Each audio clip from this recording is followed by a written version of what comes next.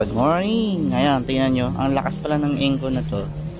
Ayan, Inco na 320. Portable lang yung inverter. Ayan, kaya pala niya ilusaw yung 7080 na welding rod. Ayan, lusaw niya. Ang ganda ng lusaw.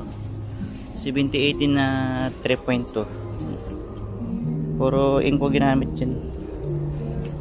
Ano, kaya lusawin. Ayan, ginagamit niya kaya Henry. Sabi ko kaya lusawin pala. Ayan ang gamit nyo. Ay, ayaw maglabas. Gano'n yung camera. 3.2 na 7018 to. Mataba yan kaya lusawin. Tibay ng Inco. Malaki lang ang plak niya.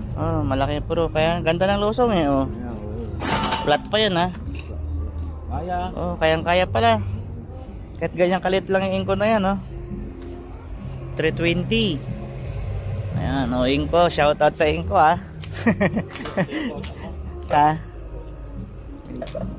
shoutout sa Inco, lakas pala ng machine nyo.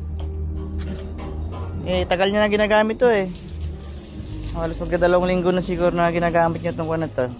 Para sa project namin sa Batangas, ayan ito piniprepare yung shed na project namin. Ayan, wala kasi dito yung mga malaki na welding machine 500 na mga kaya ito tinisting yung Inco product.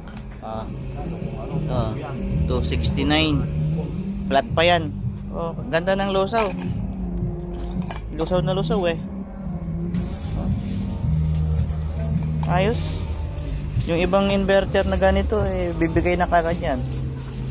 6013 pa lang wala na. Ito nga 7018 pa ginamit na yan ayos. Pero wag nyo lang habaan yung welding cable kasi ibibigay yan yung welding cable niya. Yung welding cable nito 3 meters, ito siguro mga 4 to. Dinagdagan lang kasi masyadong maiksi yung original. Ayan, good morning. Hataw full wheel pa yan, dire-diretso yan, walang putol. Bye.